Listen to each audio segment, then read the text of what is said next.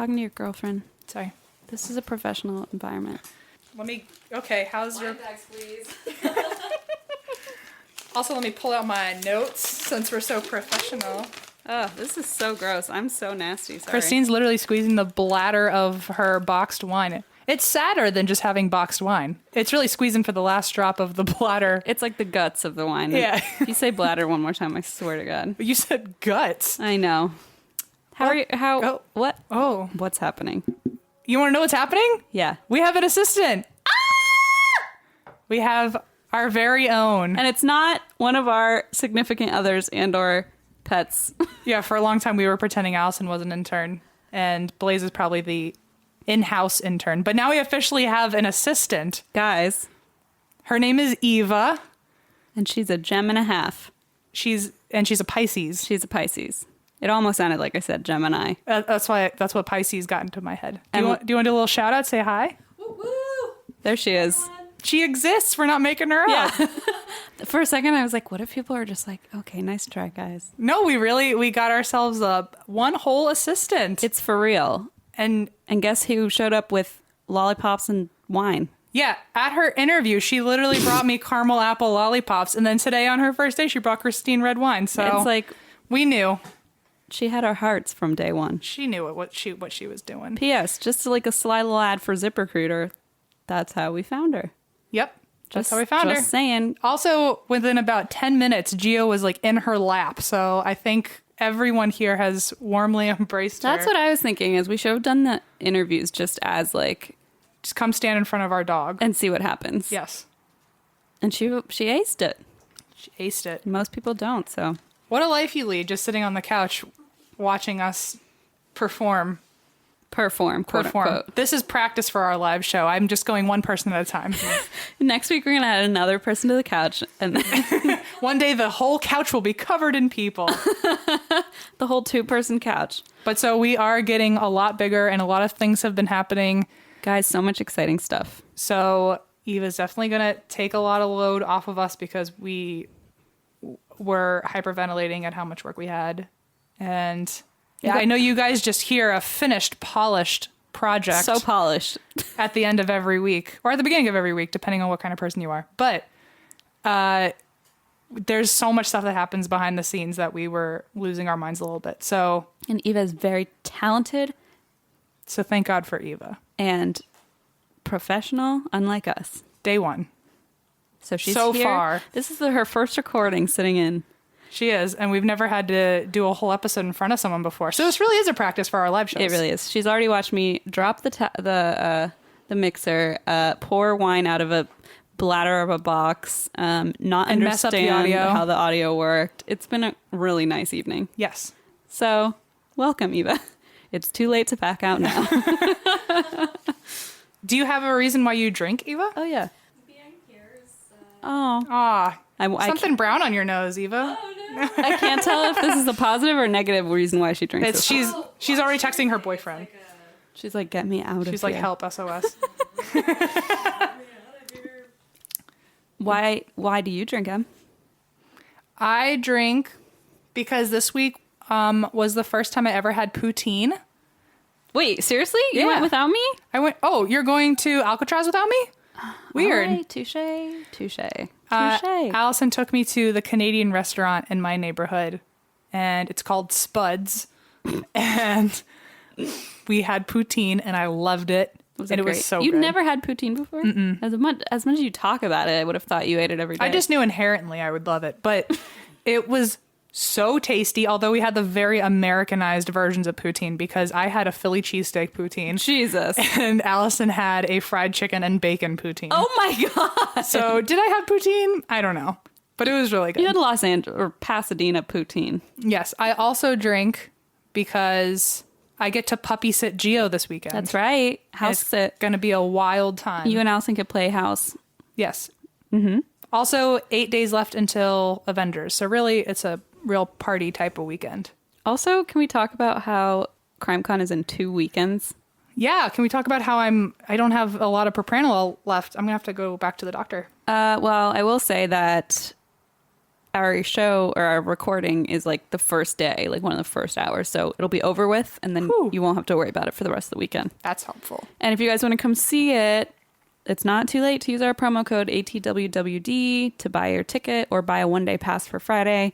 And then we're doing a meetup in Nashville at the Broadway Brewhouse, Midtown, on Saturday, May 5th at 8 p.m. Central Time. So be there or be square.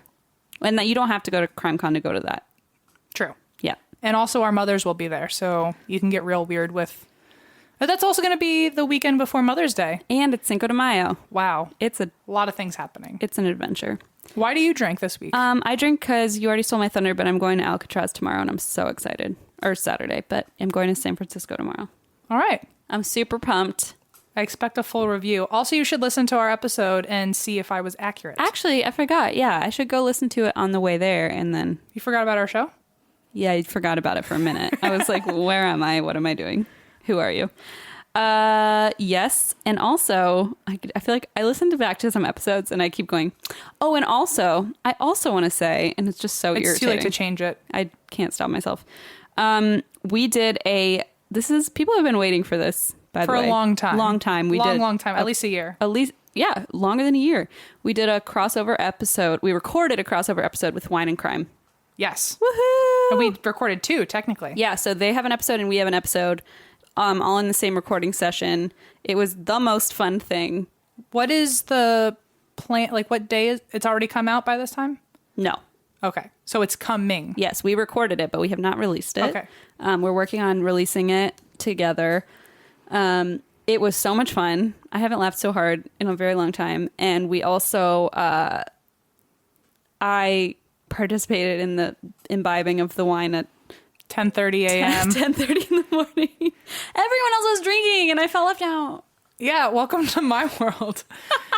Christine, they were all talking about their little routine that they do before every show and how they get their wine ready. And I could see Christine's little FOMO twinkling in her eyes. And so she sneakily grabbed a box of wine mid-recording.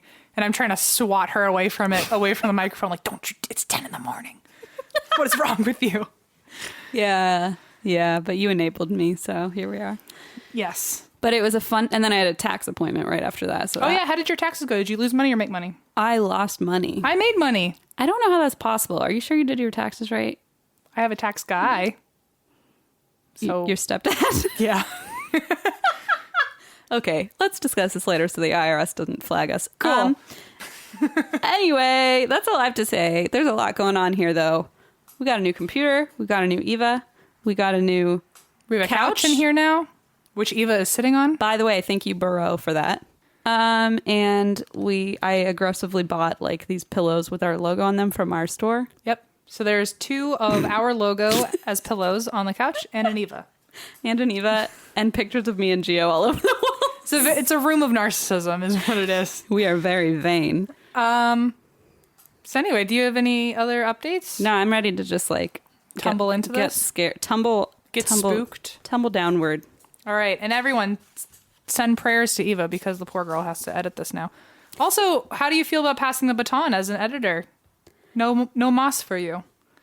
I don't know. I'm scared to relinquish the control. I think that I'm scared to be like waking up at 3 a.m. going, I forgot something. And then realizing, oh, wait. It will be fun for you, though, now as someone who just listens. That's true, because now when I edit, I hear the episode immediately and go over in my head and like da-da-da-da-da. And then I don't listen to it when it's out because I'm like, I don't want to hear it for a fourth time or third time or whatever.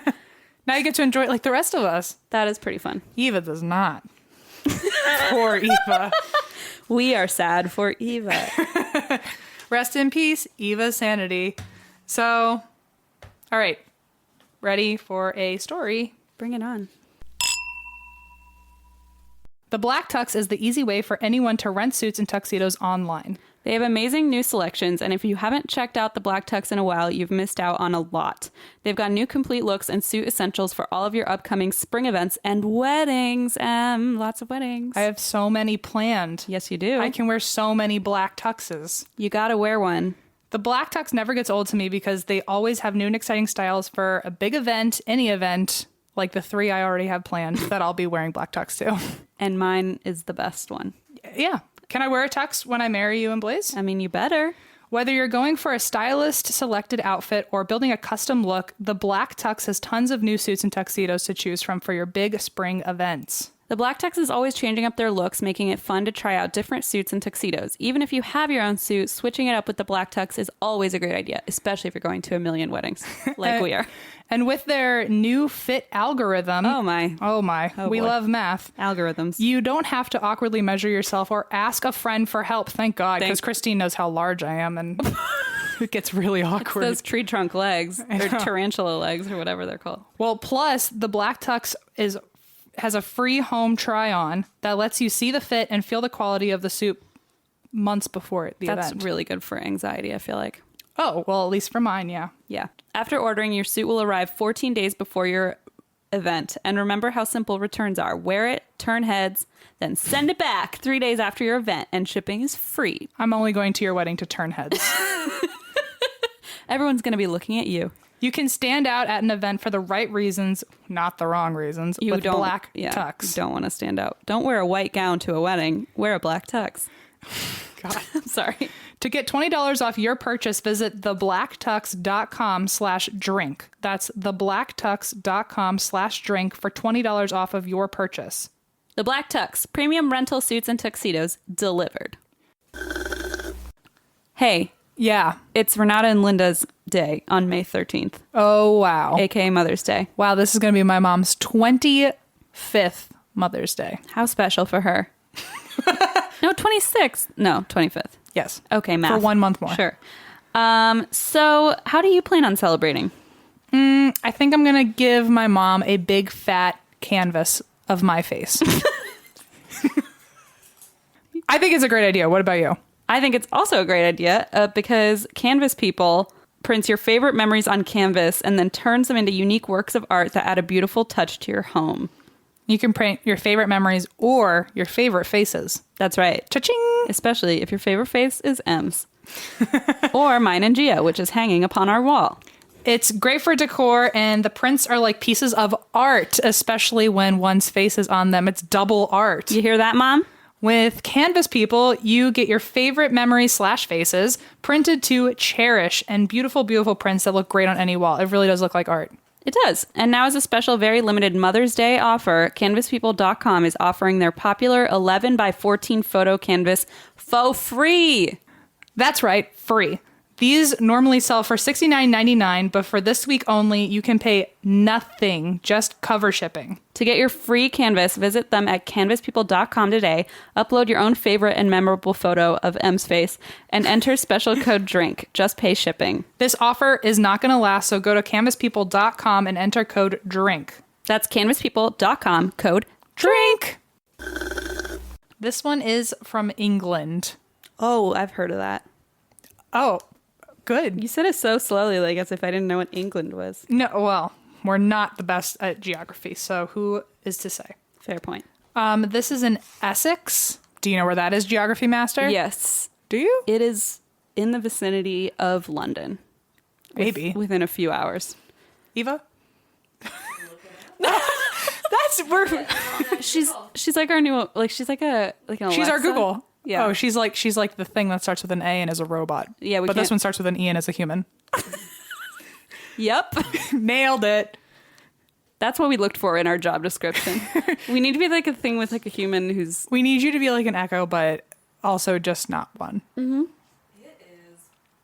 God, we're annoying. How long? An hour? An hour. Wow, you are a little whiz. It's like people think that I don't know what I'm talking about.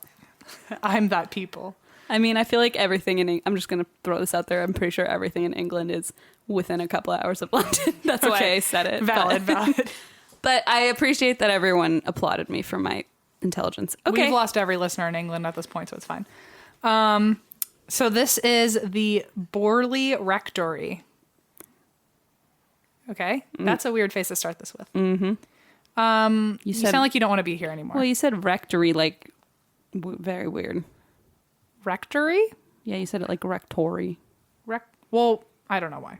Sorry.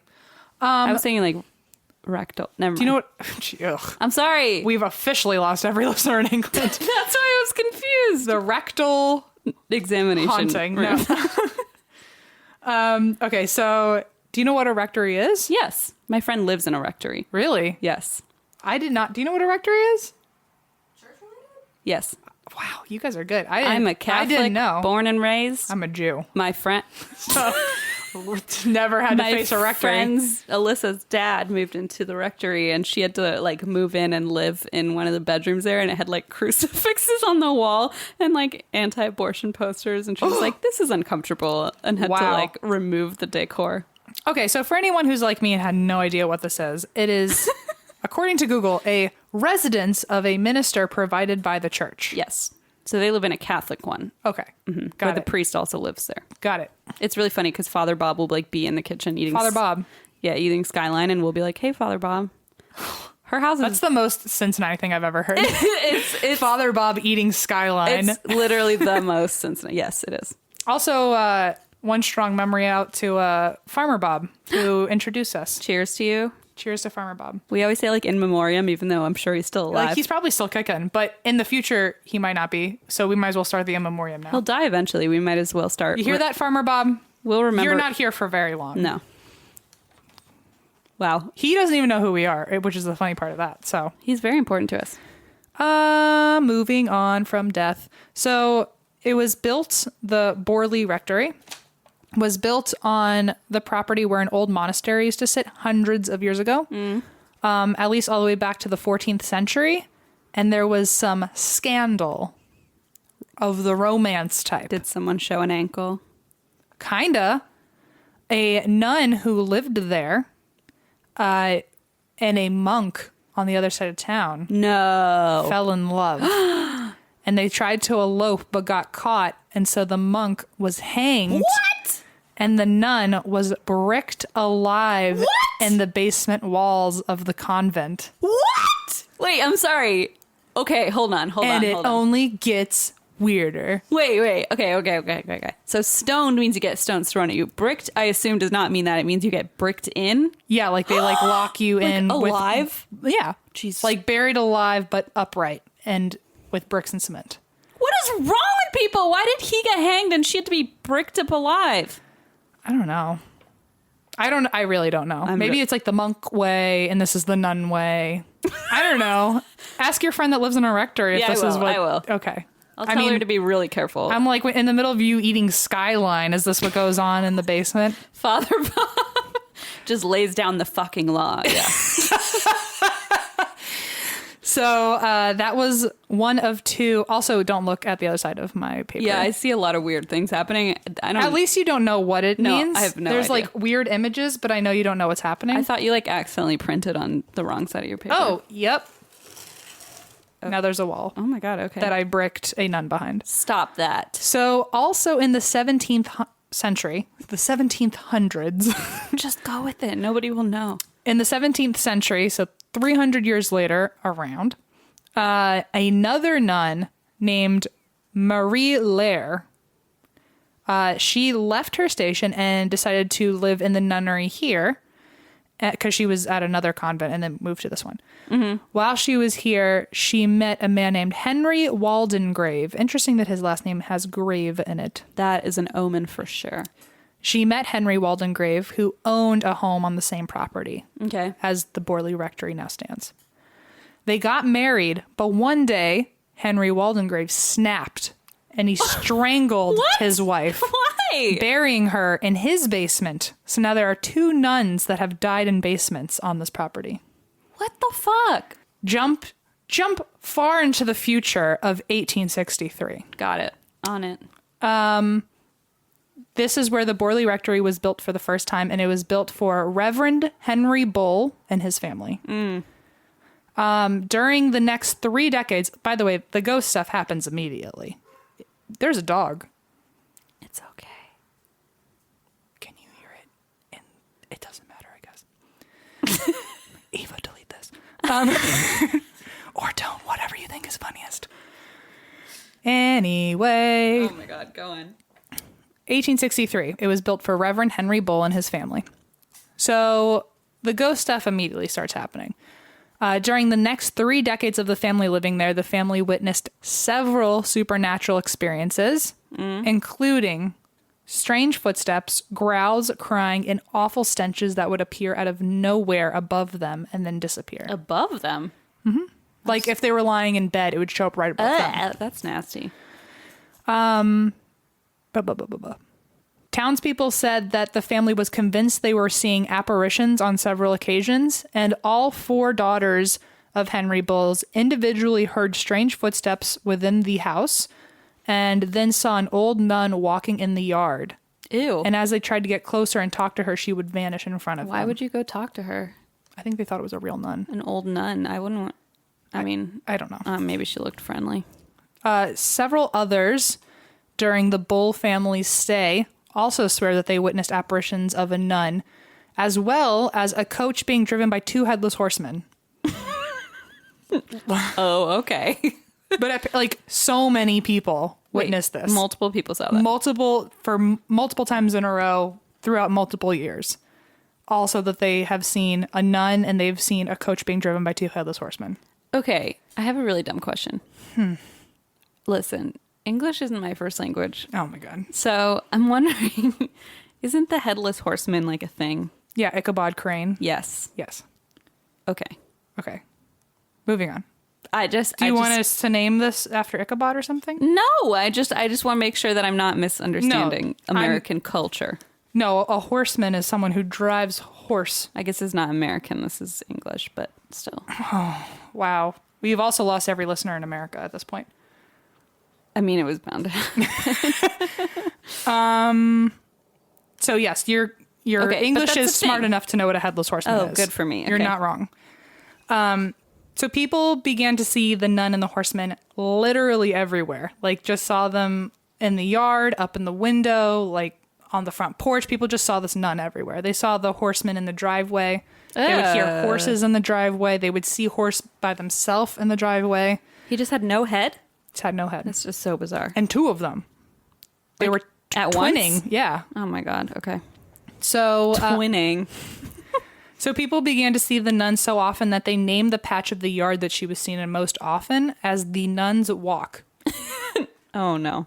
So Henry Bull actually thought this was so entertaining that he had a ghost in his house that everyone knew about. He thought it was entertaining? He thought it was entertaining. Sure. And he liked the nun so much that he literally built a summer home behind the house that looked over the Nun's Walk, where he would smoke cigars and talk to her. Talk to the nun. That wasn't even there. Like, he'd be like, nun, and she wouldn't show up. But he would smoke cigars and talk to her. So she wouldn't show up? No, it's not like Casper. So he would just sit there? He would just sit there and hope she'd show up. What a fucking psycho. That's what we're going to do someday. I mean, I would also build a house as a viewing point of the most haunted area. You'll smoke a cigar. You'll talk to the ghost that isn't there. Hey, nun. Hey, like how you go with Blaze. Blaze. Blaze. Blaze, Blaze. Nun. Nun. Nun. Can you bring me I'm sure another that's glass polite. of wine? That's so... I'm sorry, that is so But at least weird. like he was like super acknowledging of the fact that everyone was seeing this ghost. Yeah, but I mean, he built a whole summer house because of it. He was 1863 extra. He was so extra. Yes. Did he see the ghost? Mm-hmm. Oh, so he had seen her. He'd seen her, but like then decided to build a house because he got obsessive about it. So it's not just that she like didn't show up for him ever. It's that like I think he got he a tried taste. to force I think he got a Yeah, taste okay. and he wanted a gulp. You know what I'm saying? So yes, I know exactly. So there goes the I'm box. sorry, I gotta open it. Look, now I'm outnumbered. I got Eva pouring a bottle of wine. I got Christine cracking open a new box. This is all I've ever wanted. You've just wanted to outnumber me in every way. Listen. Nice ASMR of the bladder of a full wine box. If you say I swear to God with the bladder. That's what it's called. Stop saying it. English isn't your first language. You don't know what I'm talking about. Touche. You know what, you are on a roll with How do you say bladder in German? God, I don't know. Blaze! Oh my God! This is why we had Blaze! Eva, so she could Google bladder in German. Eva just Googled bladder in German, and it's almost Blaze. It's Blaze without the I. Blase, which actually is Blase, but looks like Blaze. For a second, I just saw Blaze and I was like, this is wonderful. So Blaze is every circle is closing officially. Blaze, you're my bladder. Oh, and you're his liver. I'm his heart. Can't live and without he's my you. bladder. Oh, You know? I hope you just tell him that without any reference. He's probably just going to go, oh, yeah, okay, Christine. Move on. Also, he doesn't fucking listen to this podcast, by the way, which makes me so irritated. So he'll never even know why he I was going to say everyone go attack him on social media, but he also doesn't use social media, doesn't. so it's not even worth it. Everyone just go to your local hospital, see if he's working. And go to the emergency room. Someone's bound to find him. Yep. Anyway, actually, we did have one recruit find him in an emergency room. Someone fucking found Blaze in an emergency. If that's you, if you're listening, someone recognized Blaze in the emergency room and was like, "Oh, I listened to this podcast," and you know, blah blah blah. And her fiance's name is Blaze, and then it turns out it was our podcast. I was like, I've never been fucking recognized, and Blaze gets recognized at work, and he doesn't even listen. Love it. This is why I drink. And that's why we drink. Anyway, let's get back to these guys. Let's do it. In 1892, this is 30 years after they've bought the house, and they've been living with this summer home for ghosts. Henry Bull dies, but his son takes over the house, so the family's still living there. Do you think that... I'm sorry. I'm sorry. Your wine box's blasé is showing. But, okay, seriously. Do you think when he was passing away that he was like, I'm going to be a ghost? That would be fun. I'm to be like, none, I'm coming to you, homie. Right. Like, you don't show up for me. I'm gonna play games. Let's get ready. Yeah. Anyway, that's all I was wondering. I would like tell my kids, you hang out in that summer house. You're going to see some weird shit in the nuns walk. I'm going to have a lot of fun in that nuns walk. So he died. And then his son came back. And his son lived there, and apparently ghost stuff still happened, but they never really saw any proof that maybe he showed up, that the dad showed up. Okay. So in 1928, the son has now also died. Oh, God. Everyone's dying. Oh, that's like 30 years later. And the son... So after the son dies, a new family, the Smiths, move in. So soon after moving in, the Smith... the wife of the Smith family... She was cleaning an abandoned cupboard all the way in the back of the basement that nobody, I guess, had ever touched. Why? And the whole time that family lived there, they had never touched this cabinet. Listen, don't go into an abandoned cabinet in the basement. Why would you live somewhere for like 60 years and not ever look I guarantee you, cabinet? In our house in Cincinnati that was built in like the 1800s, there are for sure things that have never been touched in there in the basement. Ew. I'm not kidding. I'm going to touch them all. See you in October. Whatever's about to happen here is what's going to happen to you. So she was cleaning an abandoned cupboard and found a brown paper box. Oh, dear. And she opened it up and there was a woman's skull in it. You're welcome for your experience in October. It's going to be the reason I drink in the week of October 13th. Not because not my wedding. I was looking for some other reason anyway, because I know you're going to steal my thunder that week. Sorry in advance. So... She then began to witness sounds of servants' bells, even though they had all been disconnected for 50 years. Oh, that is so creepy. She saw lights appearing in the window, heard footsteps dragging across rooms, and watched furniture move itself. Good. They also heard horses neighing outside in the middle of the night. Like, that's actually super creepy. Like the headless horseman. I feel like that doesn't sound creepy, but if you're like lying in bed at night and you hear horses on a path where horses don't go anymore. Yeah, that's really upsetting. And this was all after she found the skull. Like it. Yeah. Okay. So this was in like 1930s. So she like disrupted the skull and then all this shit started happening. Where I think that's the correlation that this story is trying to make. But I mean, already haunted stuff was happening before anyone ever found a skull. So I don't know if it's because of that. I don't know if that's what amplified it or not. The skull just happened.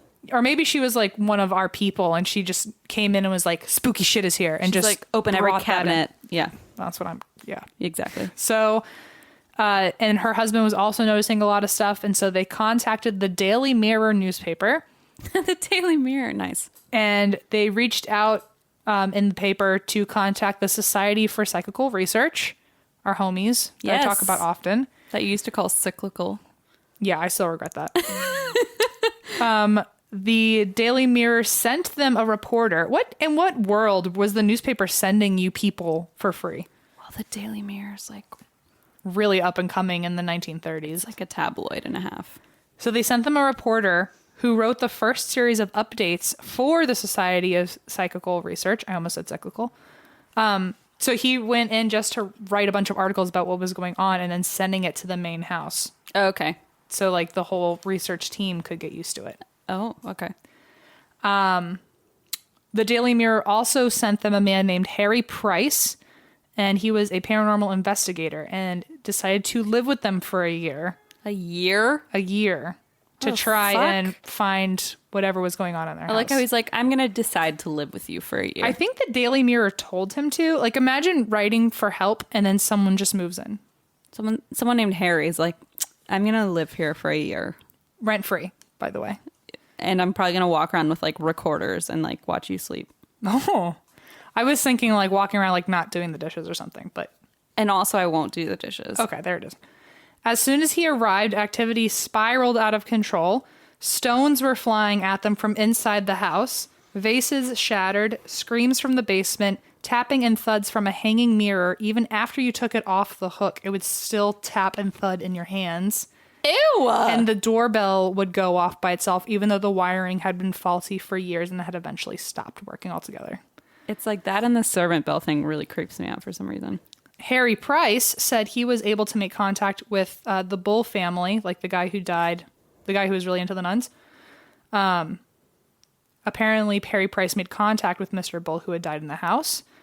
Although he never said that Mr. Bull or Reverend Bull gave any message, just said like, oh, I made contact with him, and then never brought it up again. Here's a weird one that I don't think we'll ever see again. A glass of wine turned into ink. Okay, hold on. I have a lot of questions. Can you write with the wine now? Here's what I have to say. Did the glass of wine turn into ink, or did like the wine in the glass The wine in the glass turned into... The glass of wine turned into a glass of ink. Okay, great. Now here's my second question. Yeah. Did we discover this by someone taking a drink of their wine and saying, wow, this is fucking ink? Someone put down their glass of wine, continually sat there, and then went to go grab it again, and this time it was ink. But how do you know that it's ink? I mean... Because it's dark ass blue. I didn't talk to him. I just want to know. I just want to think that he drank it and was like, "This is ink." Oh yeah, and then he got poisoned and also died in the house. Is that where you want me to go with this? He probably spit it out, but it's way more. You know how like when you like a pen explodes in your mouth?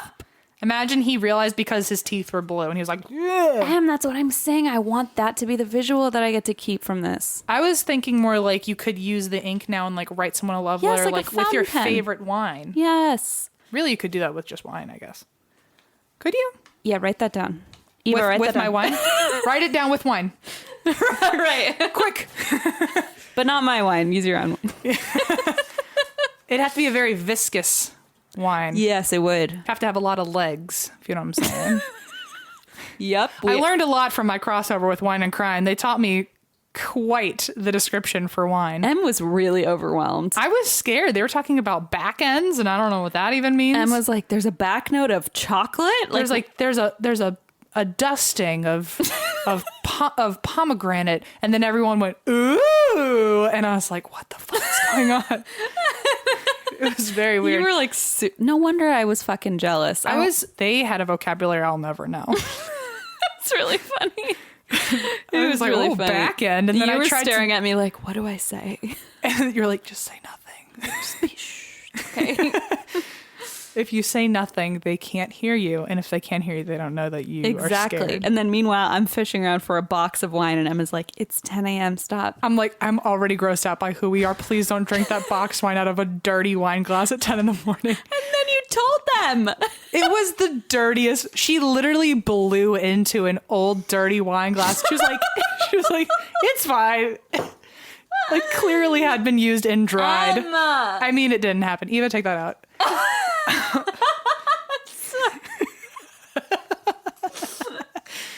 Listen, they're gonna hear it in the episode itself because you announced it, so you might as well. Hear that, Eva? Shout it from the rooftops. Delete it and then put it back in.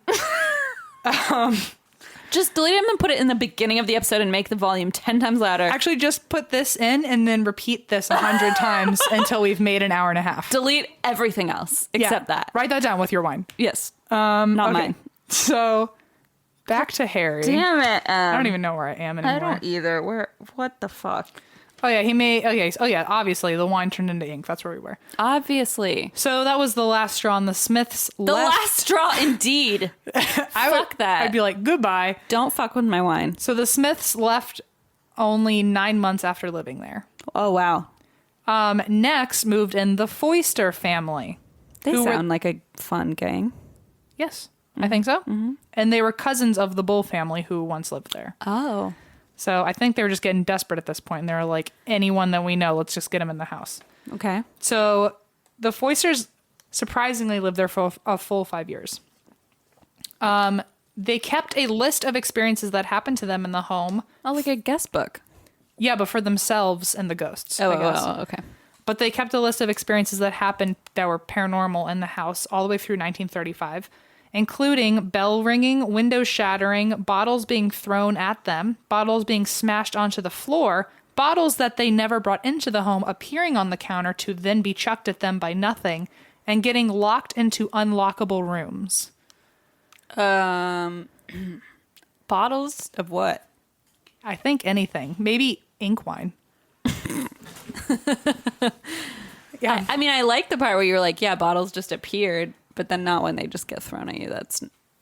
But the thing to me that's very ominous of like, I feel like it knew that they knew that if there was a bottle around, it was going to get thrown at them. So they were already scared. And it was just fucking with them, like creating bottles and leaving them places. It was like, oh, you got rid of all the bottles in the house? It's like, I'll just create more and just throw those at Here's you. a new one. Exactly. Well, that's fucked up. I agree. So ultimately, in that little book where they wrote all the experiences, there were over 2,000 events that occurred in those 5 years. 2,000? Yes. Okay.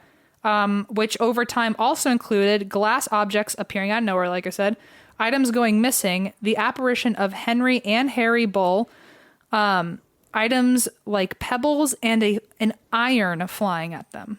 Pebbles and an iron. I mean, yin and yang. Like you got tired of bottles, so it was just grabbing anything. But a fucking iron? No, that's terrifying. That's wild. My story has an iron in it too, by the way. Oh, I did that on purpose. I know. After an exorcism attempt, that sounds like it went really well. the wife, Marianne, began getting thrown out of her bed in the middle of the night, getting slapped. It's not funny, but like, what? Getting slapped 24/7. Oh my God. And getting her hair yanked and fist-sized stones hitting her in the shoulders. She also was almost suffocated by her own mattress, which is extra creepy on the fact that like you have to be on top of the mattress, and a mattress is so heavy that if you were under a mattress, you would know you were. Well, maybe it pushed her head into the mattress. Oh, I was thinking it was like that listeners episode where all of a sudden someone was like underneath a mattress, underneath the mattress, like, or whatever. Like she woke up and she was under the mattress. No, she walked out and her little son was underneath underneath a table. No, like a dresser in the hallway, and he was like 3, so he couldn't have like lifted it, but the dresser was like on top of him, and he was screaming. And it was upside down. Yeah. Like the dresser was upside down, sitting on top of him, Yeah. like perfectly balanced. Fucked up. And that's a listener's story. That's not even something I reported, guys. That's a real thing. We didn't do it. We're sorry. Let's see. Let's see what else I can throw you. Let's see. The kitchen bells, the servants' bells, also used to sound like, and this was according to Marianne, who witnessed it all the time, said that the bells sounded like they were ringing at the exact same time, although based on how they were built, it's impossible for them to be operating at the same time. Oh, great. So it was just becoming like a surround sound. There also began to be writing scratched into the walls saying, "Marianne, please help." And mass prayers. Ew. And the Foisters would even watch them get scratched into the wall in real time and tried to paint over it, but it would re-scratch itself through. And she started writing back on the wall saying, "I don't understand. Please tell me again or tell me more." No. And then more like illiterate scribbles would show up, and then she'd write it. So here's one of the... Is that what the bullshit on the back of your page is? God Yes. damn it. So this is the scribbles, the Marianne and the scribbles are what something etched into the wall. And then the more legible stuff is what she wrote in response. It wrote that, Marianne? Yeah. Did it write this, Marianne? Yeah. Ah! Ew! Ew! It looks like somebody like... You know when you write with your left hand? Like I'm left-handed. Okay, sure. Bitch. Whoa, I'm so insensitive. You know when you write with the opposite hand, it looks like someone's writing that. Yeah, it looks like chicken scratch, like a child kind of wrote like it. writing on top of itself. Ugh. That's so... The Marianne is creepy. And then the pink one, it says Marianne Light Mass Prayers. Which, like in Catholicism, you light candles at Mass. Oh. And say a prayer. Well, that's what that said. I don't like that one bit. So the Foysters, due to Reverend Foyster's health, the family ended up having to leave 5 years into living there. But a lot of people thought that they got scared out of the house. But they were going through that shit, and apparently it didn't scare them enough to leave. They were just like, okay. Like, imagine something just scratching your name into a wall, and you're like, I'll just keep hanging out. I mean, I probably would, because I'd be like, cool. You'd be like, oh, let me get my pendulum. Actually, I'd be like, hey, guys, this is why I drank this week. Someone scratched into the thing. Check out my Instagram. It'll be on there. You'd be like, let's open up the Ouija board again. On Facebook Live. So Mrs. Foyster, this is where people stopped kind of believing in the legitimacy of all of this, because she swears that every attempt actually happened at least once, but the frequency of the events that was reported is not accurate, because she on her own reported that things happened more often than they did, because she was having an affair. Oh, man. With the ghost. Oh, okay. No, I'm kidding. I'm just fucking with you. Okay, you really just... I know. I watched your brain flip itself upside down. You threw me for such a loop. But she was having an affair. I guess they opened their house up to lodgers. And so she was sleeping with one of the guys that was lodging in their house. Oh, man. And anytime that Mr. Foyster started asking questions, she would use the paranormal explanations to cover up her adultery. Are you kidding me? So apparently she swears that everything that's ever been reported did happen, but maybe only once or twice, not 5 to 10 times like she said, because she was using them as excuses. But how do you, like, oh no, I wasn't kissing him. There was just, the wall was scratching itself. Here, Blaze, are you listening? No, but if you are, if you ever want to cheat on me, all you have to say is, oh, that person, that weird voice you heard, that was a ghost. Or like that weird text that came to my phone, it must have been a ghost. Like, Allison, I would believe it. Allison, are you listening? I wasn't cheating on you. Just a ghost was throwing stones at me. It's the same thing, actually. That iron that threw across the room? Yeah, that wasn't me. That was just your imagination. Okay, so they ended up leaving because Mr. Foyster got sick, which means that the building was vacant again. And guess who moves in but Harry Price, the paranormal investigator who lived with the Smiths for a year. He's been obsessed since the beginning. Oh, it gets creepy. So he moves in to conduct his own research, and he pays a year-long lease up front to stay there. And in the year 1937, he moves in to conduct his own research, and he advertises in the paper for help with his study. Oh, dear. This is his ad. Haunted house. Responsible persons of leisure and intelligence, critical and unbiased, to join of a group of observers in a year's night and day investigation of alleged haunted house in home counties. Scientific training or ability to operate simple instruments in advantage. House situated in lonely hamlet, so own car is essential. And let's go. Okay, but so many people applied to this. For real? And he couldn't choose. And so he invited 48 people to live with him in this house for a year. What? So there was nonstop paranormal investigation between 49 people for an entire year. Should use ZipRecruiter.com/drink. Yep. Yes. Sorry. Wait, okay. And if we weren't -60 at this point, we would have absolutely joined the team. Wait, so question. So all these people were like qualified to be enthusiasts. I mean, how qualified do you have to be in 1937? But they weren't just all randos. Like he picked the people that he picked 48 out of several others because he thought those 48 were the most qualified. It wasn't just anyone who applied. It was like you have to at least show that you... Right. You have to show that you like have a car and know how to operate a machine. Okay. At the end of the investigation, after an entire year, they were disappointed in the lack of evidence that they had collected. But they did perform several seances throughout the year and made contact with 2 ghosts in particular. One of them was Marie Lair, who was one of the nuns that says that she was stuck wandering the property until she had a proper burial. Wow. Another one named Sunex Amers. Yep. I tried Googling it. There's no like, I was thinking like that's like a demon name or something, but it's not. That sounds like someone's name just was that. Software platform. Sunex Amers. She was the other one that showed up in the seances a lot, and she warned that the rectory was going to burn down soon and that a murder victim would be revealed.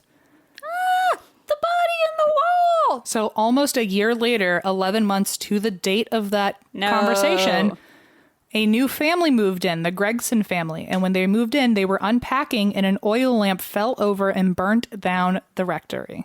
Yikes. Neighbors swear that while the building was on fire, a nun was in one of the windows of the room that no longer had a floor. Was she just standing in the window? She was hovering in the window. No.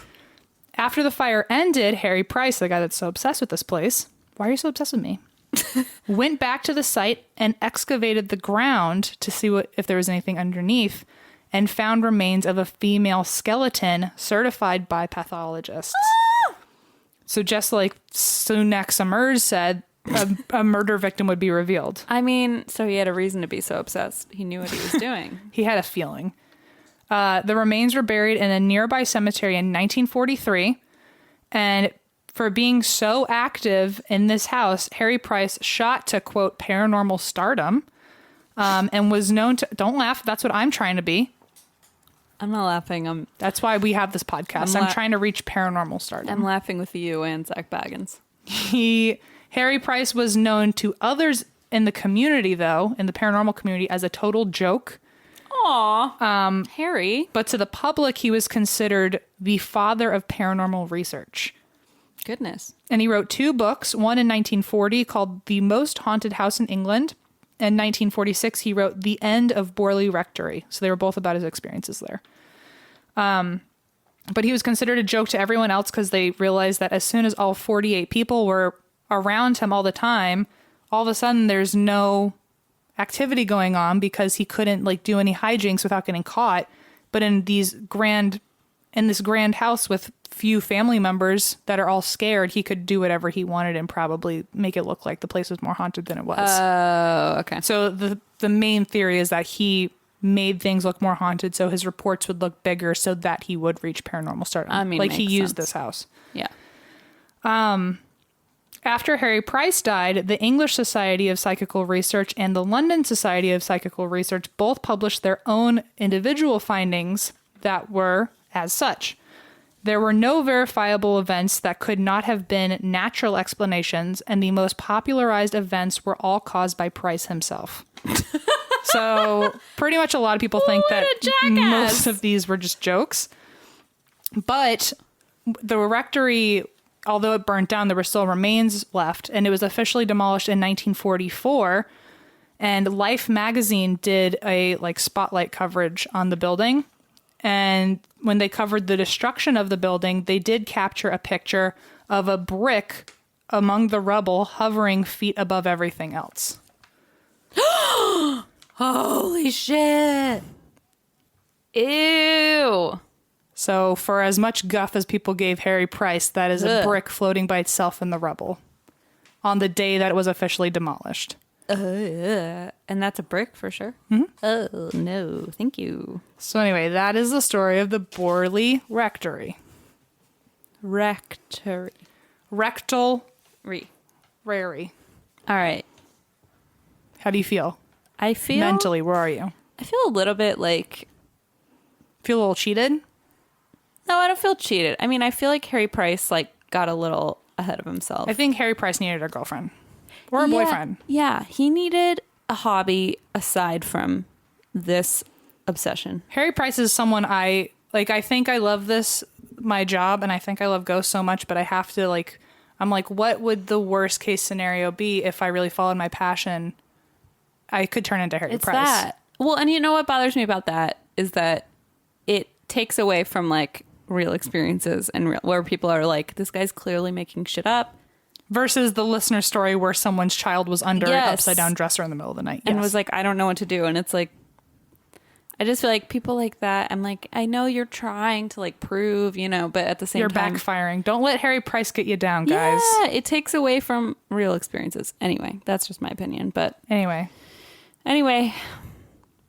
Oh, am I supposed to talk now? Now you go. Oh, God damn it. Just kidding. I'm really excited. I have a really good one for you today. Oh, good. Yeah, I'm really pumped about this actually. And I'm stealing the charger back. Hey, Christine, you want to know the scoop? Give me the scoop. Here's the scoop. And the skinny. Give me both. Firstleaf is the only online wine club that uses your reviews to make personalized wine selections matched to your tastes. Talk about a good scoop. Sounds like a real scoop. For me, especially. When it comes to buying wine, most of our choices are made out of habit. We don't remember how we found our favorites. We just know that when we're at checkout, those same brands and bottles are in our carts week after week. Firstleaf is a new online wine club that's putting a stop to boring wine buying.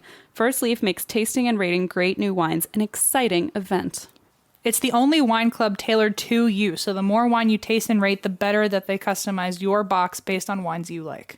They'll send you an introductory 3-pack of wine for just $5 a bottle. When my bottles arrived, I think we can all remember.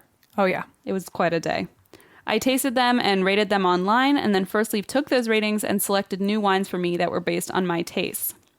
And with Firstleaf, you never have to worry about spending money on a bad bottle of wine. They guarantee that you'll love the wine you buy, or they'll give you your money back. So try Firstleaf Club today, where buying great wine is simple. To get your 3-pack of introductory wine for only $15, that's $5 each, go to tryfirstleaf.com/drink. That's 3 wines for only $15 on your first order at tryfirstleaf.com/drink. Experience Firstleaf today at tryfirstleaf.com/drink. Drink.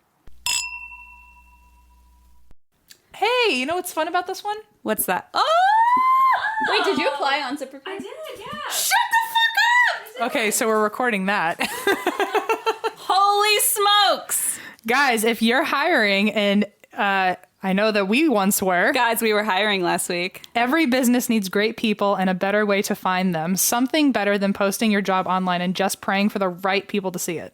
I mean, you can pray all you want, but ZipRecruiter has got you covered. ZipRecruiter had us covered, definitely. I mean, remember how we introduced you earlier in this episode to our new friend Eva? Oh, yeah. Guess what? Guess where we found her? ZipRecruiter! I didn't know if we were making them guess. Oh, well, hopefully by now they know. Oh, okay.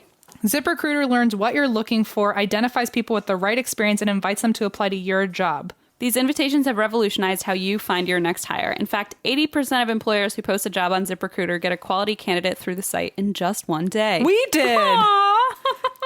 And ZipRecruiter doesn't stop there. They even spotlight the strongest applications like Eva's, and you receive... take that out. Eva, that's your job now.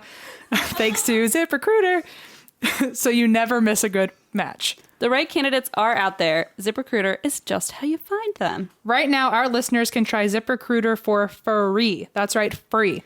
Just go to ZipRecruiter.com/drink. That's ZipRecruiter.com/drink. ZipRecruiter, the smartest way to hire. ZipRecruiter.com/drink. I have a themed... Oh my. Iron. The iron. Is that the theme? No. The iron is an element of one of the themes. What's the theme? The theme. Okay, here we go. So, I'm going to list the stories first and then tell... Well, first I'm going to Jesus pour Christ. my wine. Wow, nothing has sounded louder in my ears ever. It's like Niagara Falls. Okay. First I'm going to list the names of the stories and then I'm going to tell you what they have in common. Okay. Isn't this fun? Yeah, but how many stories are you about to tell me? Okay. This is the stories. These are the... It's like a series. These are the stories. Bum bum. Okay. Isidore Fink, Okay. Joseph Elwell, and Julia Wallace.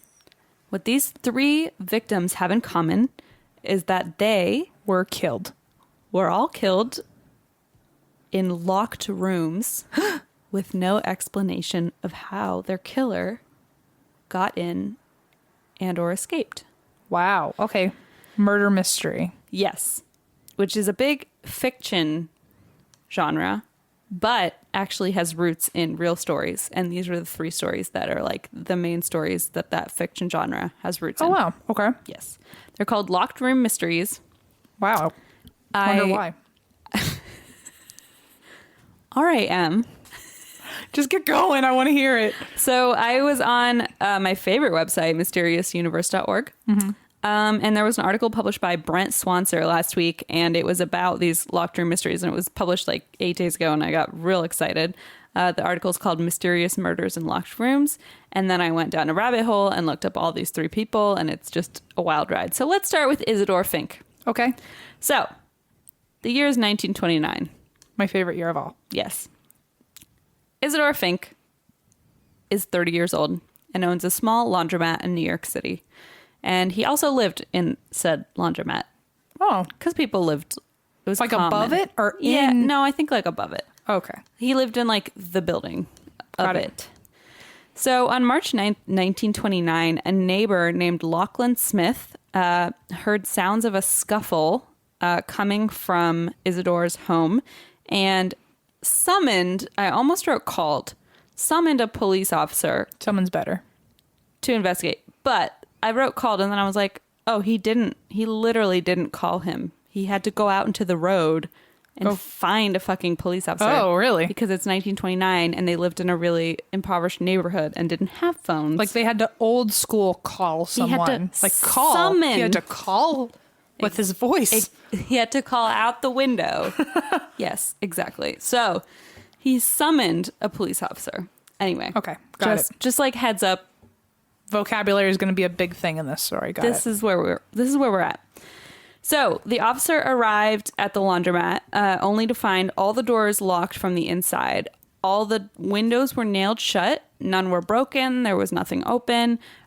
They did notice that there was like a little... So picture a front door and then there's like a little window at the top where you can kind of like open the flap and it like lets air in. Okay. So they were able to open that. But obviously like an adult was not able to fit in. So they did... Classic 1920s police work. Shoved a kid in there. They found a small child and they said, please climb into this window and like unlock the door. Good. So they fucking found us. I mean, it's just beyond me. Did they summon him from the street or? They summoned him, right? It's like, right. Young boy, young boy. They went into the window and called him. So they found this little boy. They were like, they hoisted him up. They had to find a really skinny boy too because a normal sized child did not fit. Like they had to literally find a skinny kid and push him through and then say, okay, now unlock the door for us.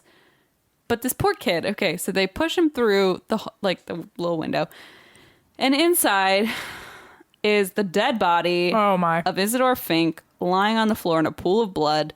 So the little kid climbs in, opens the door for the police. They find Isidore Fink's body on the ground. He has 3 gunshot wounds. One had been shot close range into his wrist.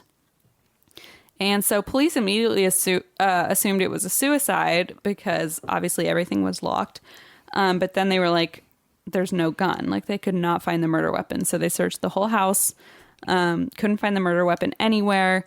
They looked through his belongings. No money was missing. The only fingerprints in the room were Fink's himself.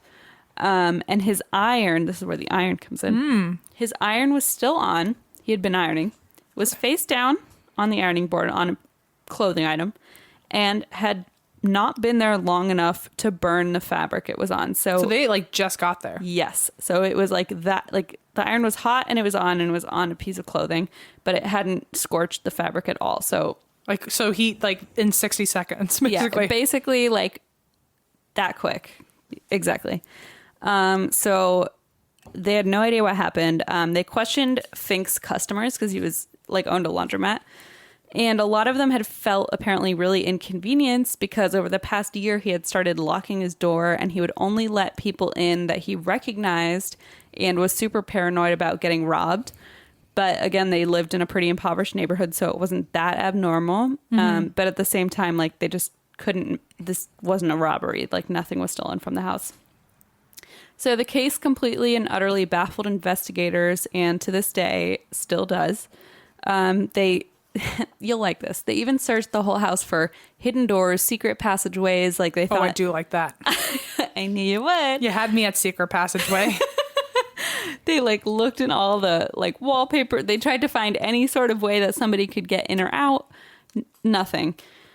And no theory has managed to hold up. One theory at first was that somebody had been able to shoot him through that little window up top. But the powder burned, so like he was shot on the wrist and you could see like the burn from the gunpowder, which means it was like really close range. So that kind of eliminated that theory. And then the police commissioner at the time, whose name was Edward Mulrooney, called it an insoluble mystery. And basically this is so ridiculous. I mean, again, they just shoved a small child through a window, so whatever. But the best theory they could come up with was that an extremely thin gymnast had crawled through the tiny window, shot Fink for like some unknown reason 3 times, and then instead of going out the door from inside, climbed back through the small window and escaped. So that was like their best bet, but they were like, there's literally no... That's our best bet, and we know it's not right. And we're all laughing about it. Like, it's just so absurd. Like a little elf just dove right in. I mean, it might as well. Exactly. So it was just absurd, and nobody really knew. That was the most plausible theory that the police could come up with. Got it. So I researched this story, and then I went and read I went on Reddit and read some like theories and like people's thoughts, and some of them were actually pretty interesting.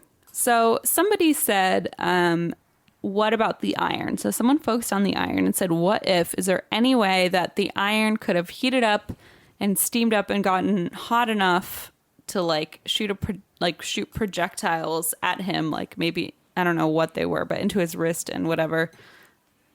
And then he like fell over and died. And I was like, that's kind of absurd. But at the same time, a neighbor said she heard a scuffle and shouting, but no gunshots. So I'm like, maybe it wasn't bullets. I don't know. Because they never said whether they found bullets. Right. And then the other theory is that maybe someone was hiding in the room when the police arrived. So someone had come in and he had locked the door and welcomed him in. He was safe, felt safe with him. And then when they went in, he was like hiding, which I think is a plausible theory.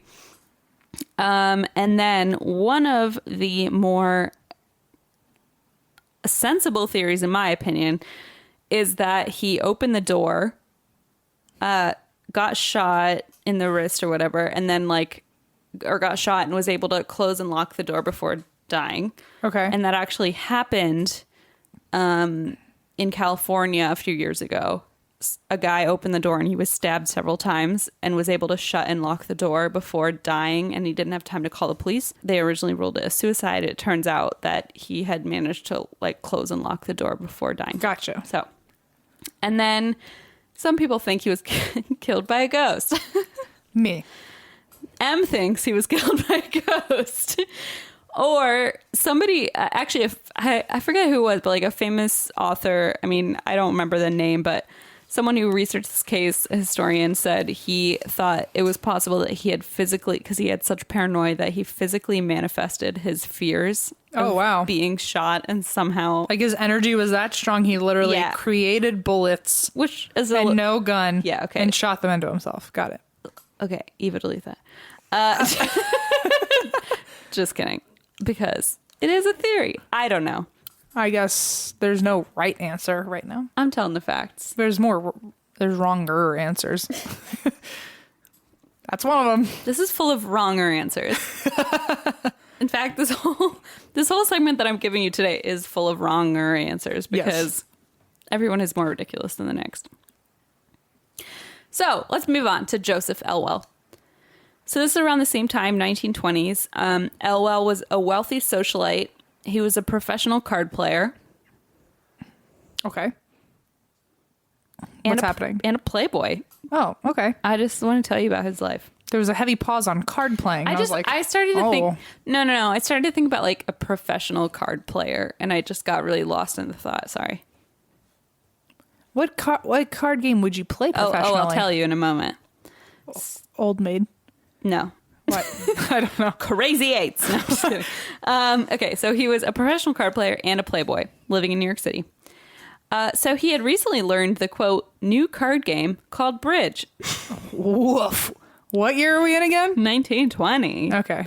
And he was also in his 20s. So he learned this hot new game called Bridge. The newest craze. So remember how last week, was it last week? We talked about summer of... The hoop? The wooden hoop with the stick? The wooden hoop. We talked about summer of mahjong. We talked about the summer of bridge. It was June. He learned bridge. It was the summer of fucking bridge.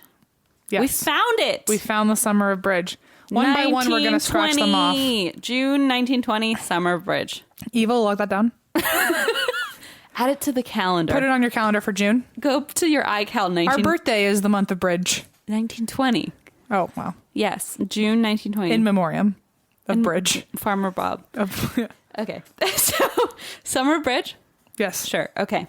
So, on June 11th, 1920, Joseph's housekeeper arrives to work, unlocks the front door, and then she's cleaning and she finds Joseph sitting upright in his living room in a chair with a bullet hole in his forehead. Oh boy. And he is dead. So, aside from the bullet hole, he looks like he's kind of just chilling in his chair. All right. Like he has a piece of open mail in his lap. He has a pile of unread mail that he's like going through beside him. It's like time froze. Yeah, exactly. He's just like sitting there in his armchair with mail. And then better yet, next to the pile of mail, someone had placed the bullet that had shot him in the head upright on display next to the mail. Yes. Weird, like it had done its job. Yes. So it's clearly a murder. Yes, so clearly this one is clearly not a suicide. So when police arrived, they found every door and window had been locked when the housekeeper arrived. Mm-hmm. The murder weapon was determined to be Elwell's own gun, which was a .45 automatic that he kept for defense in the house. And the house was full of expensive belongings and cash. Nothing had been stolen, so... this was a hit. Yeah, so there was no motive of burglary. And there was also no sign of a struggle, no sign of a break-in, no fingerprints aside from Elwell's own. And then neighbors also hadn't seen anyone suspicious and hadn't heard anything. So it didn't look like Elwell had tried to fight anyone off.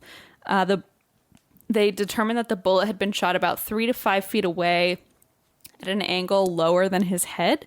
So it was as if somebody was sitting next to him having a conversation and had kind of like had a gun next to them. Hiding the gun. Or just like had it in their lap. What a crack shot, by the way. Yeah, it's really fucked up. Just like square in the forehead and you just kind of guesstimate. You're like, oh, what's that letter from? And then just shoot someone in the head. Right. So apparently it was like as if someone were sitting right there 3 feet away and had shot him right in the head. But just look out. Hilarious M. You laughed. Hashtag gun control, am I right? Okay. Yeah, it's 2018. My bad. Hashtag politics. Okay. So police... Okay, so this is different from the first one. Police had no issue of finding motive because Elwell had made enemies all over New York City already. He was busy cheating people out of their money, playing bridge. Cards. Oh, bridge, yeah. So, you know what we should do? We should start a mahjong cheating ring. Oh, I could get into that. We would be so bad. I was going to say good, but... Well, put me in a round of Uno and it'll get real funky. Oh, yeah. Okay. We did it. Yeah. Let's do it. Okay. So, So he had made enemies by cheating all these people. He was also sleeping with a bunch of married women, so that didn't help. And according to this article that I read on Mysterious Universe by Brent Swanser, there were so many potential suspects that police did not know where to begin and were like overwhelmed with the number of people who fucking hated this guy. They should have hired an Eva. Eva would have Googled that shit instantly. We were really overwhelmed. Please, you should take a page out of our book. Help, we don't know what to do and we are paralyzed. Just go to ZipRecruiter and get an Eva. This has all been an ad. ZipRecruiter.com. Hashtag ad. Hashtag ad.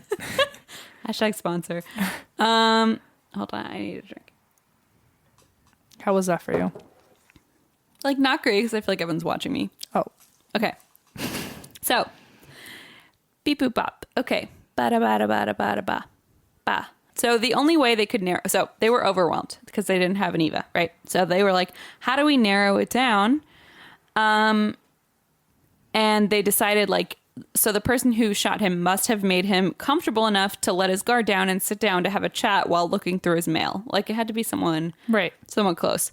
And then they were like, oh, literally no one fits that bill. Like, there's no one that he knew where we can be like, oh, maybe this guy came over. Like, not one person. Not a single person liked him? No. So they were like, well, we can't find out who did it, but, like, also we can't find out how they did it. So obviously there was a question of getting into the house. Then there was the question of getting out of the house because everything was still fucking locked. And then, of course, like, the display of the bullet, like, why? Maybe it was like a loan shark for all of his bridge. Maybe he, like, unlocked the door to let them in, or unlocked the door and they, like, shoved their way in. Then they were like, let's just have a talk, and then bang, right in the head. Yeah, but how did he, like, escape the house? Leaving? Did they, like, grab his keys and lock the door on the way out? No, it was all, like, dead bolted from the inside. That I don't have an answer for. Yeah, all of these, by the way, I guess I didn't clarify, but all of these, like, the doors have been, like, dead bolted from the inside. Where, I like, thought it was just, like, a key. Yeah, they needed to be, like... Got it. Yeah. So his murder remains unsolved to this day and was actually the basis of a famous novel by someone named S.S. Van Dyne. And the novel is called The Benson Murder Case, and that's credited with jumpstarting the locked room detective novel genre. Which sounds like a blast. Like, I need to start reading those books. I can't believe there's so many versions of a story like that. No, it's like a huge genre. It started in, like, the 1930s. Wild. Yeah, it's like, I feel like it's sort of like escape room style, like, mystery, you know. Right. Like, who done it? How did they? Yeah. And then the last one, we gotta end with a woman. Oh. Julia Wallace. Okay. We're gonna fast forward to Liverpool in 1931. We're not gonna fast forward to Liverpool. We're gonna fast forward to 1931. We're gonna travel to Liverpool, and then we're gonna travel in time to 1931. Like, think Carmen Sandiego. Got it. Sure. Okay. So we're in Liverpool in 1931. Julia Wallace lives in Liverpool with her husband, who is an insurance salesman named William Herbert Wallace. And on the evening of January 18th, 1931, Mr. Wallace arrived at the Liverpool Chess Club, where he was an avid member. Oh, me too. Yeah, me too. Just kidding. I only know how to play checkers. I'm so dumb. Okay. Do you know how to play chess? I love chess. Really? Yeah. I keep asking people to teach me and no one I'll teach you. Really? Yeah. Will you actually? Because I feel like I've asked so many No, people. I'll teach you. Okay. It's really fun. I have Simpsons chess. I have Simpsons chess. You do? Yeah. Is it like... Yeah. We have the same chess Yeah, board. I'm sure we do. Wow, we're such losers. God. We're learning so much about each other through this show. Let's just, like, take a moment to gaze into each other's eyes and let everybody just... And think about how I don't even watch The Simpsons, and yet I have a Simpsons chessboard. Let's think about it. Okay, well, I'll teach you with that one then, because that's the one I learned on. Oh, great. Well, that's convenient. I'll have my mom ship it. Another full circle for us. We're full of circles. Yeah. We're full of full circles. There it is. Yep. So on the evening, So he's at the Liverpool Chess Club playing Simpsons chess. That's my tweak of the story. Oh.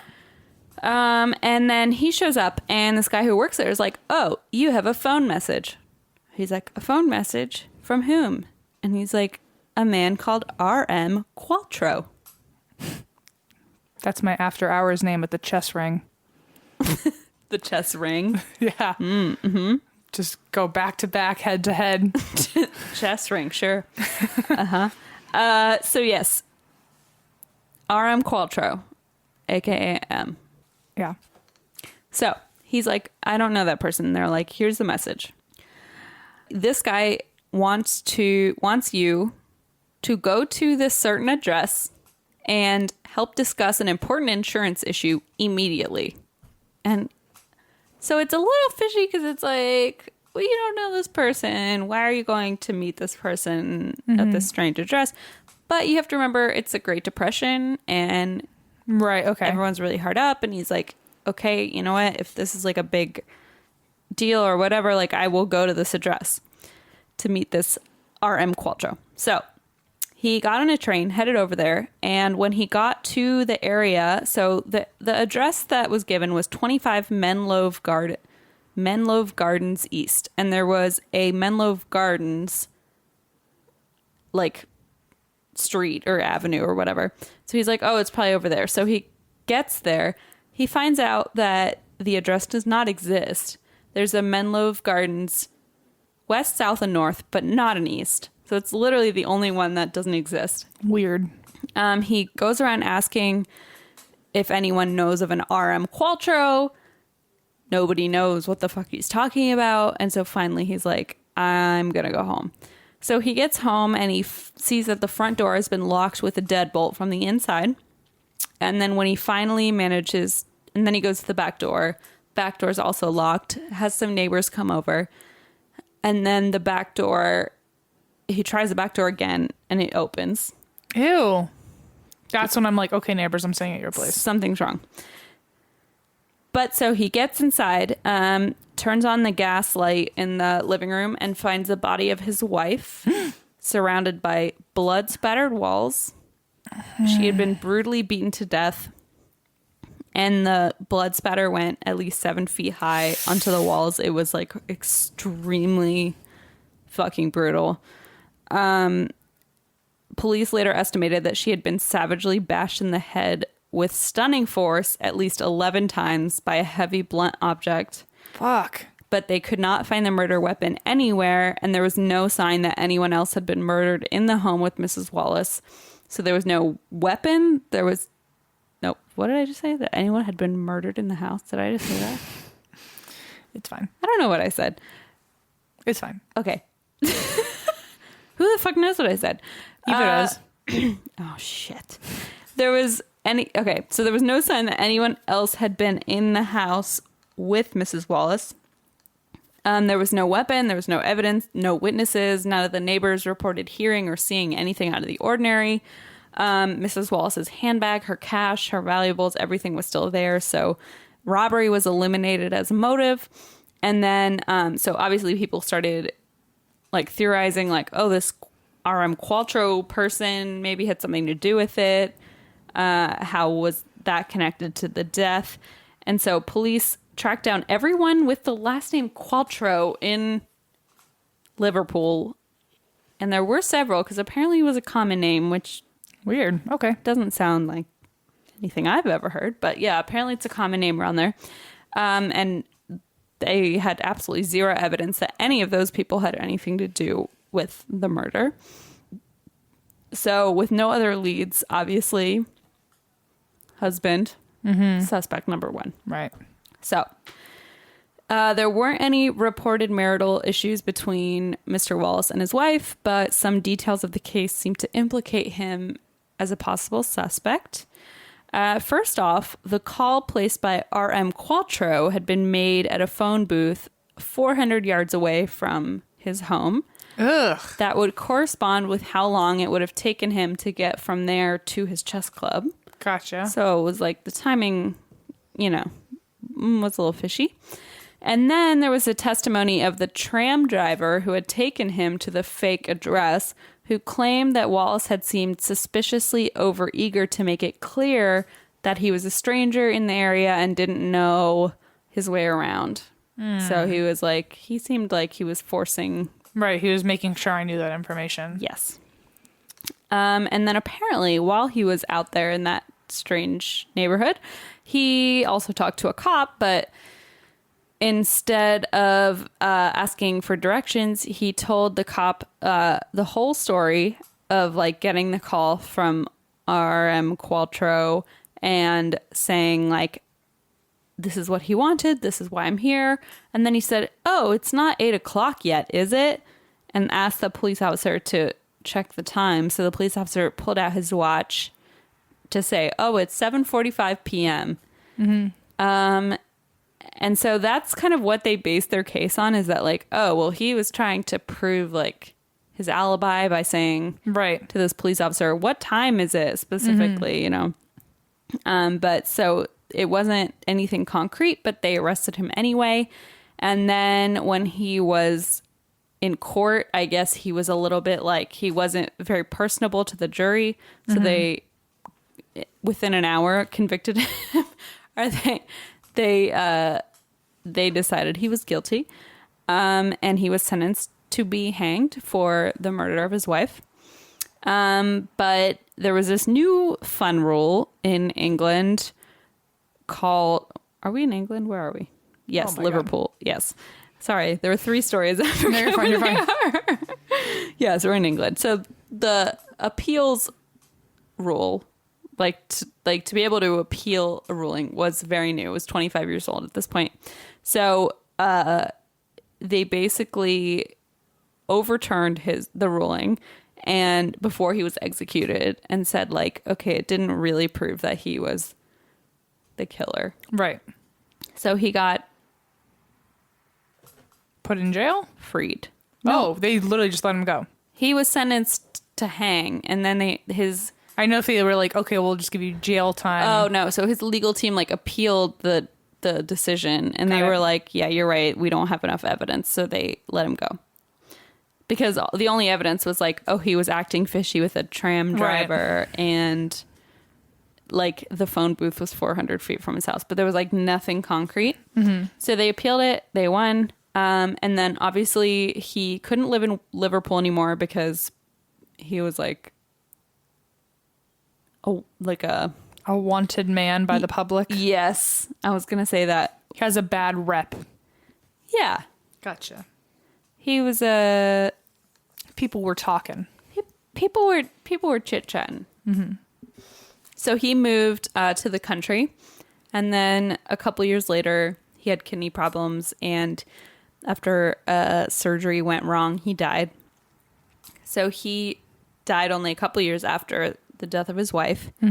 And so any info that he had, he would have taken with him to the grave. And then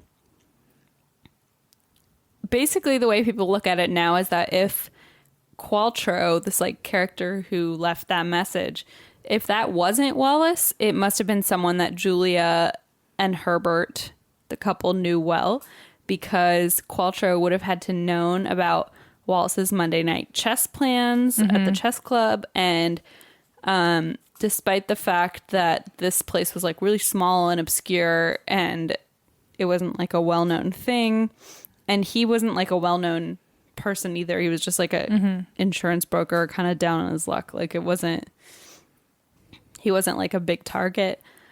And Julia would have had to know that this Qualtrough person too, to let him inside, and then lock the door, you know, for this person to kill her. Right. And also she was considered a shy and reserved woman who wouldn't have like let some stranger in the house. So people, you know, theorize, well, he obviously knew so much about them that maybe it was Wallace himself. Okay. So a lot of people think that he made the phone call to the chess club, showed up at the chess club and was like, oh, yeah, how weird. And then like placed his alibi, you know, the whole thing. So the 400 yards from the Wallace house, it does sound like he might have done that on his way, but at the same time, what if, you know, some creepy dude knew where they lived and was waiting for him to leave and then called, you know, so it's kind of like up in the air whether that was Wallace himself or whether that was a stranger. And then the most convincing evidence that it was Wallace himself was that while he was out in this area of this like Menlove Gardens or whatever, that he was so adamant about proving that like he was looking for an address. So I didn't really say this earlier, but he talked to like 4 people to be like, oh, where are we? What address? You know, he was like asking like, where am I? Where's this address? And everybody was like, this doesn't exist. The street doesn't exist. Right. He asked a cop. He told a tram driver and a taxi driver. And he was like super aggressive about telling everyone like, I am looking for this person at this address, you know? Mm-hmm. But then again, it's like possible that, well, maybe he's just kind of a socially awkward guy who, you know, it's 1931. It's literally like the Depression. And he just like gets this lead of, oh, like I have this really big insurance claim for you. And he's like, I just need to find this address. Like maybe he was just desperate enough to say, and he was a little bit hard on his luck. Like maybe he was just desperate enough to say, I need to get to this place. Right. So it's kind of hard to argue either way. A lot of people debate the fact, debate whether or not he was this Qualtrough guy. And then in 1980, so obviously so this case went unsolved. And then in 1980, a radio program pointed the finger at a coworker of Wallace's as the killer. So this was like a whole new theory. And the story went that the man, who had an alibi of being with his girlfriend on the evening in question, had actually appeared at a garage on the night of the 20th, needing his car completely cleaned. And the garage attendant noticed blood-soaked gloves inside the car. And then in 1980, the radio program I just mentioned tracked down the man's former girlfriend that he had been dating. And she said, oh no, he wasn't with me at all on the 20th. So like his alibi was shot. And so that was like another weird theory. But again, like they hit dead ends. They were like, we can't prove that it was him. So that kind of added to the mystery of like, who the fuck did this and how, and like, once again, how the fuck did they get in or out without unlocking a door? Like, it's just so weird. So the murder remains unsolved to this day. So the question really overall, the question most people argue is whether Qualtrough was a prop of Wallace as an alibi, or whether it was like a super clever killer who managed to frame Wallace while, executing the murder by himself. And so people still debate this to this day. Author Raymond Chandler, like famous novelist, was utterly fascinated with this case. He said it will always be, quote, unbeatable. And he wrote like an unpublished manuscript based off this whole case. Oh, cool. Yeah. And he was like completely fascinated by it. And it also added to this whole, like, there was this whole like Baroque fascination with these locked door murder mysteries where like nobody knows who got in or out or how could they have done it. Mm-hmm. And yeah, so nobody knows who did it with any of the above. Oh, great. Yes. But a woman recently in 2013, actually, she claims that she knows that it was the husband. Okay. And she says she's done enough research to say, and to be honest, when he was opening the doors and the back door didn't work and then all the neighbors came over and then the back door suddenly opened, that's another detail that's like, why was it suddenly not bolted from the inside? Yeah. Questionable. But who knows? Those are good ones. So many murders. I don't know what's wrong with me. I think I'm having a stroke. I know. You seem like you're breathing heavily and like... Yeah, I don't know what's happening. Struggling. Anyway. Sorry about my stroke. Do you think it might help if I have a... Geoscope? Yep. Yeah. Okay. Scorpios, are you listening? Hello? Geo left the room fresh. Here you go, Geo and Scorpios. Jupiter is in your sign! Exclamation point. Yay! I don't know what that means. This approximately 1-year transit comes only every 12 years and serves to bring you out of your shell. You're ready to take on the world. This is a time for exploring your needs and pursuing your dreams. Your personality, image, body image, and confidence in yourself expand. to new levels with Jupiter. That's it? No. Oh, okay. Usually you're I like just the dramatic pause. No, I'm taking it all in. You know, usually you go like... I know. I dance around it. I want to give a full analysis at the end. Okay, sure. You are seeing whole new possibilities, and your vision of life is panoramic. You are more willing to enjoy new experiences and to rid yourself of those things that have been holding you back from truly living and owning your life, Scorpio. I like the part about his body image. I knew you would. And his confidence. I mean, he definitely has confidence because of all of us here. But I also think his panoramic view of the world is going to change soon because he's going to be a big brother on Tuesday. He's going to hate himself. He's going to hate everything. His body image might change. His confidence will drop. It might. I hope this... Hopefully he remembers that Jupiter's on his side. Yeah, you know what? This horoscope might bolster him into really feeling confident. I feel like I should have known this my whole life, but did you know that all the days of the week are named after different planets? Yes. Just learned it today. Today? Are you serious? I didn't go to a great school. I went to like a bougie school. Literally were talking about how you got laptops earlier. Yeah, but I didn't Google the planets or weeks with it. I didn't like... Saturn. They didn't teach me anything important. Are you serious? I literally today was like... Sunday, sun, Monday, moon. And I like lost my mind.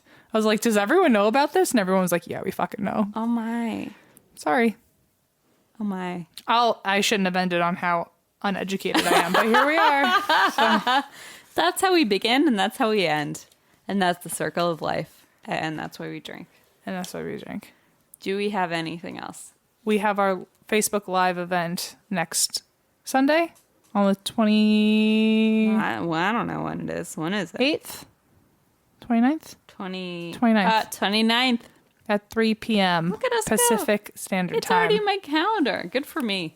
So if you want to hang out with us for an hour... And you do. On Facebook Live... Oh, you'll meet the kitten. You'll meet the kitten. You can ask us questions. You can do whatever you'd like. You should be on Facebook at 3 p.m. You can meet Eva. You can meet Eva. If she's there. Will you be there, Eva? Eva's going to be there. You'll meet her if she's there. I don't know. It'll be fun. Yeah. I think that's our only update. CrimeCon is May 4th through May 6th. I just put in my out of the office request at work and... I put mine in a long time ago. Yeah, I forgot. And then I looked at the calendar and I went, oh, motherfucker. I literally forgot about CrimeCon one day because my boss was like, yeah, you're going to be gone on May 4th. What's that for again? And I was like, I don't know. I got a text from him being like, do we have something on May 4th? I was like, oh, do we? I don't know. Maybe it's our fucking vacation to Nashville where we are doing our first live show, but maybe. I don't know. That's also coming out of the mind of someone who doesn't know the names or the days are named after the planets. So. That's a really good point. And then I was like, oh, there was also like a Marvel movie that came out that day. So I was wondering if I took the day off. I was like, what the fuck? It's a fair point. Anyway. We love you. What's our email and all that? Oh, you can find us on our Facebook, Twitter, Instagram, ATWWD podcast, which Eva's now going to be in charge of. She's going to be helping us because we need all the help we can get. Just dumping all this shit on her. Eva, you can run, but not far. Gio will catch you. By the way, Gio ran away this morning. Wasn't going to talk about it, but I am now. He ran away, and it took my brother and me. It took my brother and I like maybe 20 minutes to get him back. Found him on the porch of a neighbor looking for cats. And he ran into the road as a van was coming. And I was like, Gio's about to die. And yeah, I know that I haven't trained him well enough. I put him through all the advanced training. He still won't come. At least he's excited about cats for Tuesday, you know? Yeah, until he realizes he'll have one. Then he's like, oh, this was not worth it. Then he wants to eat it, probably. So Eva's going to be attempting to handle the social media while we can actually like personally reach out to you guys and comment and all that stuff because the back end is just a wild time. The Wine and Crime podcast taught me the word back end, by the way. Back end chocolate notes of legs and... Oh, God. We also have an email, and that's why we drink at gmail.com where you can send in your personal stories. We do a listeners episode at the first of every month. We have our website, and that's why we drink.com. We have our store, and that's why we drink.bigcartel.com. We love you. Is that it? I think so. Twitter? Twitter, Facebook, Instagram. Yeah. And we also, like we said, ATWWD as a CrimeCon code if Right. you still plan on attending. Oh, wait, Eva, what's your social media? Yeah. Oh, what's my social media? It's ew gross on those things. Okay, EW Gross.